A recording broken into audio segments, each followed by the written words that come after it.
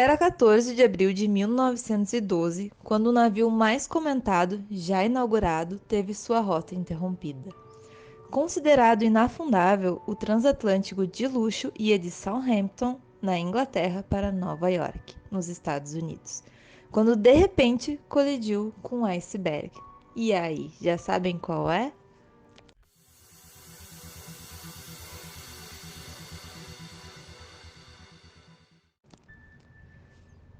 A viagem do transatlântico de 50 mil toneladas havia se iniciado ao meio-dia e 15 minutos do dia 10 de abril de 1912 em Southampton, na Inglaterra, com destino a Nova York.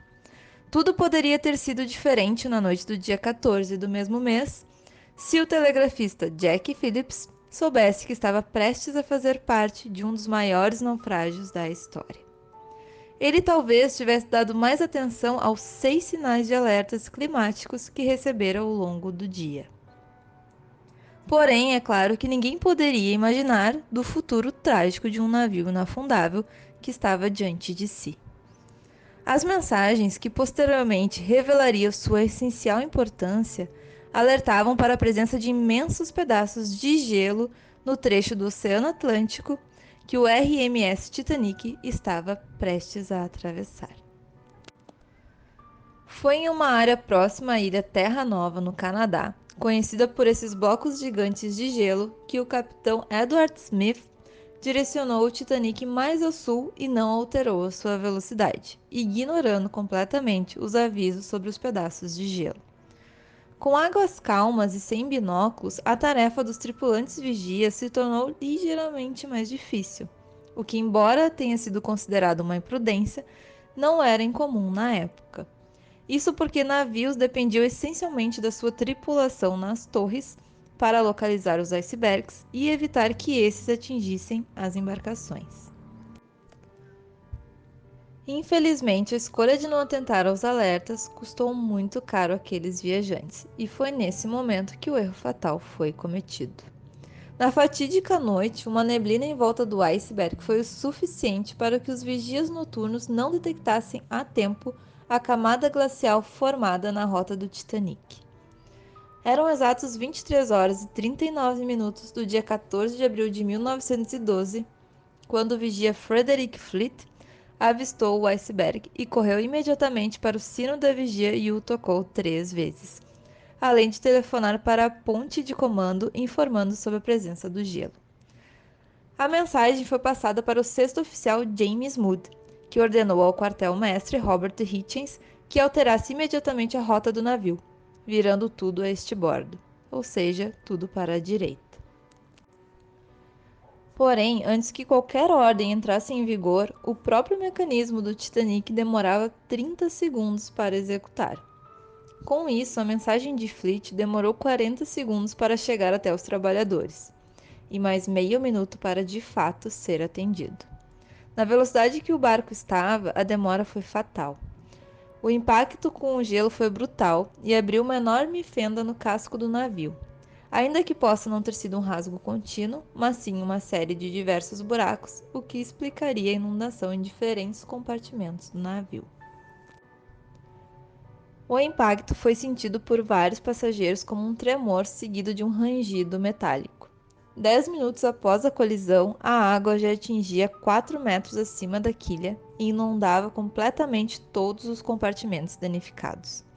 Thomas Andrews, assistente dos construtores, calculou que ainda havia de 1 hora a 1 hora e meia até que a embarcação afundasse por completo. O navio salva-vidas Carpathia, que ia de Nova York a Liverpool, estava a 94 quilômetros dali e tomou seu curso em direção ao Titanic, mas só chegaria 4 horas mais tarde.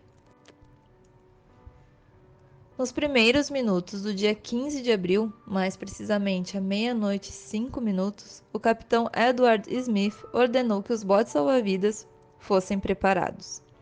Nesse momento, a cena do filme em que um grupo de músicos se reúne para tocar canções enquanto o Titanic afunda, uma das mais icônicas, acontece. Segundo relatos de sobreviventes, a banda realmente existiu e continuou tocando em meio ao terror dos passageiros que tentavam se salvar. Infelizmente, nenhum deles conseguiu fugir a tempo do naufrágio. Só metade das 2.200 pessoas a bordo poderiam ser resgatadas, já que o navio não havia sido projetado para esse acontecimento. Outra cena do filme Titanic que, apesar de ser breve, aconteceu é a de um casal de idosos deitados em uma cama enquanto o navio se aproxima cada vez mais do seu fim. Isso porque, ao invés de tentarem se salvar, eles optaram por permanecer na embarcação. O momento foi inspirado na história de Isidore e Aida Strauss, que eram donos de uma loja da Macy, em Nova York. A bordo do Titanic, quando a embarcação começou a afundar e os botes foram acionados, os dois conseguiram um lugar em um deles. Entretanto, segundo os relatos dos bisnetos do casal, Isor não queria ocupar o lugar de crianças ou mulheres e se recusou a sair do navio. Logo, Aida também preferiu ficar no transatlântico para não abandonar o seu amado. Outra história real é a de Molly Brown. A personagem foi inspirada em Margaret Brown, uma socialite norte-americana que sobreviveu ao naufrágio do Titanic em 1912. Nascida em uma família humilde, a filantropa conquistou uma riqueza considerável ao lado do seu marido, o que tornou possível sua embarcação no transatlântico de luxo. Depois que o navio colidiu com um iceberg, Margaret ajudou os outros passageiros a entrarem nos botes salva-vidas e precisou ser forçada a subir em um para conseguir sobreviver. Como uma heroína na vida real, ela também quis voltar para tentar resgatar mais pessoas, mesmo sofrendo oposições. Conforme a proa do navio continuava a afundar, a polpa começou a subir para fora da água, colocando uma pressão grande no meio da embarcação. Por volta das 2 horas da madrugada do dia 15 de abril, as luzes daquele que era o maior e mais luxuoso navio da época se apagaram, e como quase em um instante, se partiu em dois. No total, cerca de 1.500 pessoas perderam suas vidas, e apenas cerca de 700 pessoas conseguiram se salvar. Assim como o personagem do Leonardo DiCaprio, grande parte da tripulação foi vítima de hipotermia nas águas geladas do Atlântico Norte, e outras centenas perderam suas vidas antes mesmo de conseguirem sair do navio. O RMS Titanic havia perdido para a natureza oficialmente às 2 horas e 20 minutos da madrugada do dia 15 de abril, quando afundou completamente. Como demonstrado no filme, algumas horas após o naufrágio completo do Titanic, os sobreviventes que estavam nos botes salva-vidas foram resgatados pela embarcação que vinha de Nova York. A tripulação não tinha os instrumentos necessários para procurar os possíveis sobreviventes em alto mar.